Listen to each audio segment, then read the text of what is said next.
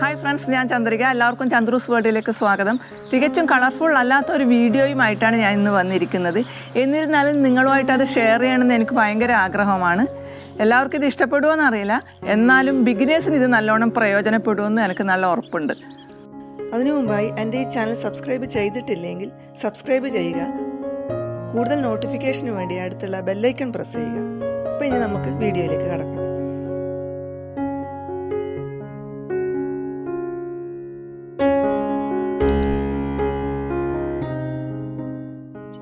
വീടിന് മുന്നിൽ ഒരു ഗാർഡൻ വേണമെന്ന് ഞാൻ ആഗ്രഹിച്ചപ്പോൾ ഞാൻ ആദ്യം തന്നെ കുറേയേറെ മൺചട്ടികളും കുറച്ച് പ്ലാസ്റ്റിക് ചട്ടികളും വളരെ കുറച്ച് സിമൻറ്റ് ചട്ടികളുമാണ് വാങ്ങിയത്. അപ്പോൾ അത് കൈകാര്യം ചെയ്യുമ്പോൾ എനിക്കുണ്ടായ അനുഭവങ്ങളെയാണ് ഞാൻ നിങ്ങളുമായി ഷെയർ ചെയ്യുന്നത്.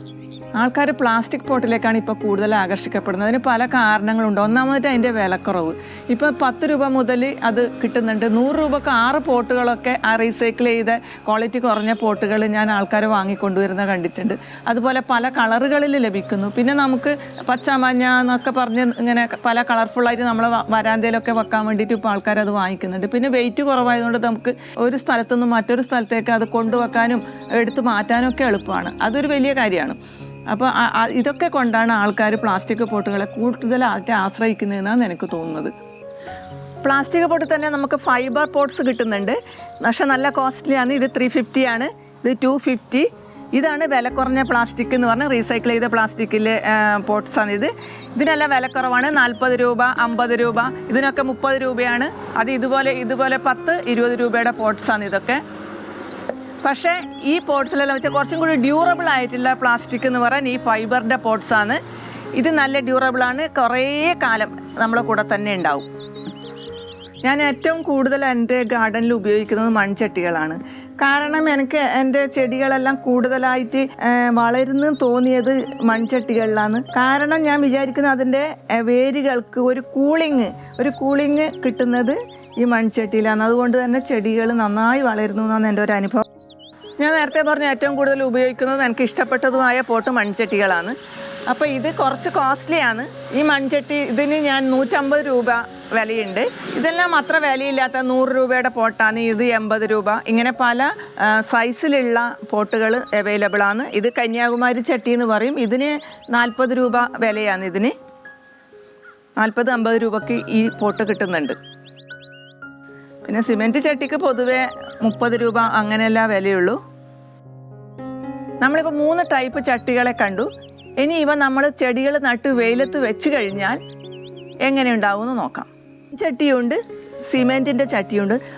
നമുക്ക് ഇതിൻ്റെ വ്യത്യാസം മനസ്സിലാകണമെങ്കിൽ നമ്മൾ ഇതിലെ ഈ മണ്ണിൽ ഈ കൈ ചെറുതായിട്ട് ഈ വിരലിങ്ങനെ ഇട്ട് നോക്കിയാൽ ശരിക്കും നമുക്ക് ഇതിൻ്റെ ടെമ്പറേച്ചർ മനസ്സിലാവും. ഇതിൻ്റെ മണ്ണിൽ നമ്മൾ ഈ കൈ വിരലിങ്ങനെ ഇട്ട് നോക്കുമ്പോൾ നമുക്ക് ചെറിയൊരു തണുപ്പാണ് അനുഭവപ്പെടുന്നത്. അതേ സമയത്ത് നമ്മൾ ഈ സിമെൻറ്റ് ചട്ടിയിലെ മണ്ണിൽ ഈ വിരലിങ്ങനെ ഇട്ട് നോക്കിയാൽ നമുക്ക് ചെറിയൊരു ചൂട് അനുഭവപ്പെടും. നല്ല വേനൽക്കാലത്തുള്ള കാര്യമാണെന്ന് പറയുന്നത്, മഴക്കാലത്തുള്ളതല്ല. അപ്പോൾ തന്നെ നമുക്ക് മനസ്സിലാവും ആ മണ്ണ് എത്രമാത്രം ചൂടായിട്ടുണ്ടെന്നും ആ പ്ലാന്റിനെ അത് എത്രമാത്രം ബാധിക്കുന്നു നമുക്ക് മനസ്സിലാക്കാൻ പറ്റും. ഈ സിമെൻറ്റ് ചട്ടിയിലെ മണ്ണ് ചൂടാവുന്നത് എന്തുകൊണ്ടാണെന്ന് പറഞ്ഞാൽ ഈ സിമെൻറ്റ് ചൂടാവുന്നു, പെട്ടെന്ന് ചൂടിനെ അബ്സോർബ് ചെയ്യുന്നു. അങ്ങനെ പിന്നെ ആ ചൂട് മണ്ണിലേക്കും കൂടി വ്യാപിക്കുന്നു. അപ്പോൾ ഒരിക്കലും വെയിലത്ത് വെക്കുന്ന ചെടികൾ സിമെൻറ്റ് പോട്ടിൽ വെക്കരുതെന്നാണ് എൻ്റെ അഭിപ്രായം. ഇതേപോലെ തന്നെ നമുക്ക് പ്ലാസ്റ്റിക് പോട്ടിൻ്റെ അവസ്ഥ ഒന്ന് നോക്കാം. ഇത് ഞാൻ 80 രൂപ മറ്റേ അന്ന് കൊടുത്തിരുന്നു. അന്ന് നഴ്സറിക്കാരൻ പറഞ്ഞത് ഏറ്റവും നല്ല ക്വാളിറ്റി എന്നും പറഞ്ഞ് തന്നെയാണ്. ഇപ്പം ഇതിൻ്റെ അവസ്ഥ ഒന്ന് നോക്കുക. പപ്പടം പൊടിയുന്ന പോലെയാണ് ഇത് പൊടിഞ്ഞ് കിട്ടുന്നത് നമുക്കിപ്പോൾ. ഇതാണ്. അപ്പം നമ്മളൊരു പ്ലാസ്റ്റിക് ഇത് 2 വർഷം മുഴുവനും മഴയും വെയിലും കൊണ്ട് ഇരുന്നതെന്നുള്ളത് സത്യമാണ്. അപ്പം മഴയും വെയിലും കൊണ്ടാൽ നമ്മൾ വാങ്ങുന്ന പ്ലാസ്റ്റിക്കിൻ്റെ പോട്ട് അവസ്ഥയാണ് നമ്മളീ കാണുന്നത്. ഞാനിപ്പോൾ കാണിച്ച പ്ലാസ്റ്റിക് പോട്ടിൻ്റെ കൂടെ വാങ്ങിച്ച മൺചട്ടികളാണിതെല്ലാം. ഇത് യാതൊരു അടവും ഇല്ലാതെ 2 വർഷമായിട്ട് മഴയും വെയിലും കൊണ്ട് ഇവിടെ ഇങ്ങനെ നിൽക്കുന്നുണ്ട്. ഇനിയും എത്രയോ കാലം ഇതിന് യാതൊരു അടവും സംഭവിക്കില്ല എന്ന് എനിക്ക് ഉറപ്പുണ്ട്. ഇതെപ്പോഴും സൂക്ഷിച്ച് കൈകാര്യം ചെയ്യുകയാണെങ്കിൽ ഇത് കുറേ വർഷം നമുക്ക് നമ്മളെ കൂടെ തന്നെ കൊണ്ടുപോകാം.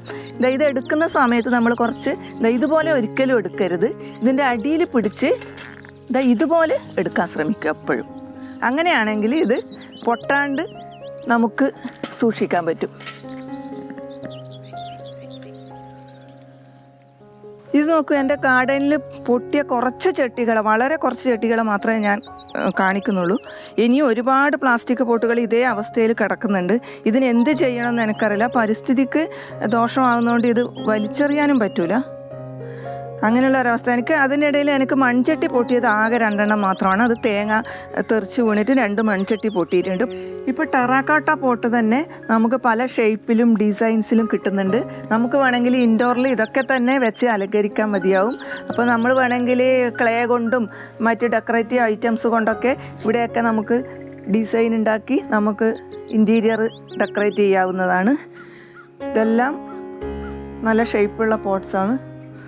അതുപോലെ നമുക്ക് സിമെൻറ്റ് കൊണ്ട് ഉണ്ടാക്കുകയാണെങ്കിൽ തന്നെ കനം കുറച്ച് നമ്മൾ സിമെൻറ്റ് കൊണ്ട് ഉണ്ടാക്കിയാലും പ്ലാന്റ്സിന് കുറച്ചും കൂടി നല്ലതാണ്. ഇനിയിപ്പോൾ സിമെൻറ്റ് കൊണ്ട് ഉണ്ടാക്കുകയാണെങ്കിൽ തന്നെ കുറച്ച് കനം കുറച്ച് ഉണ്ടാക്കാൻ ശ്രമിക്കുക. അങ്ങനെയാണെങ്കിൽ കുറച്ചും കൂടി ചെടികളുടെ വളർച്ചയ്ക്ക് നല്ലതായിരിക്കും. വെയിലത്ത് ഒരിക്കലും വെക്കരുത്. നമ്മൾ പ്ലാസ്റ്റിക് പോട്ടുകൾ വാങ്ങിക്കുകയാണെങ്കിൽ തന്നെ അത് വെയിലത്ത് കൂടുതൽ വെക്കാതെയും ഈ വില കുറഞ്ഞ റീസൈക്കിൾ പോട്ടുകൾ വാങ്ങിച്ച് 1-2 വർഷം ഉപയോഗിച്ച് വലിച്ചെറിയാൻ തരത്തിലുള്ള പോട്ടുകൾ വാങ്ങിക്കാതെ നമ്മൾ ശ്രദ്ധിക്കണം. ഇത് എൻ്റെ അനുഭവമാണ് ഞാൻ പറയുന്നത്. അതുകൊണ്ടാണ് എനിക്ക് നിങ്ങളുമായിട്ട് ഷെയർ ചെയ്യണമെന്ന് ഒരു ആഗ്രഹം തോന്നിയത്. ഇപ്പോൾ പ്ലാസ്റ്റിക് പോട്ടുകൾ നമുക്ക് തീരെ ഒഴിവാക്കാൻ പറ്റില്ല. കാരണം നമുക്ക് ഹാങ്ങിങ് പോട്ടിന് നമുക്ക് പ്ലാസ്റ്റിക് പോട്ടുകൾ വേണം. എൻ്റെ അടുത്ത് തന്നെ കുറേ വേറെയും പ്ലാസ്റ്റിക് പോട്ടുകളുണ്ട്. പക്ഷേ ഇപ്പം ഞാനൊരു പാഠം പഠിച്ചു, കഴിയുന്നതും വെയിലത്തുനിന്ന് ഒഴിവാക്കി വെക്കുക. പിന്നെ റീസൈക്കിൾ ചെയ്ത വില കുറഞ്ഞ പ്ലാസ്റ്റിക് പോട്ടുകൾ വാങ്ങിക്കരുത്. പിന്നെ ഞാൻ പറഞ്ഞില്ലേ, കൂടുതൽ നമുക്ക് എന്തായാലും ഡ്യൂറബിളും കംഫർട്ടബിളും നമ്മളെ ചെടികൾക്ക് കംഫർട്ടബിളും ആയിട്ടുള്ള പോട്ടുകൾ മൺപോട്ടുകൾ തന്നെയാണ്. അപ്പോൾ എല്ലാവരും ഇക്കാര്യത്തിൽ ഒന്ന് ശ്രദ്ധിച്ച് നമ്മുടെ ഗാർഡൻ മുന്നോട്ട് കൊണ്ടുപോകാം. Thank you for watching my video. എൻ്റെ ഈ വീഡിയോ ഇഷ്ടപ്പെട്ടിട്ടുണ്ടെങ്കിൽ എല്ലാവരും ലൈക്ക് ചെയ്യുക, ഷെയർ ചെയ്യുക, സബ്സ്ക്രൈബ് ചെയ്യുക. കൂടുതൽ നോട്ടിഫിക്കേഷന് വേണ്ടി അടുത്തുള്ള ബെല്ലൈക്കൺ പ്രസ് ചെയ്യുക.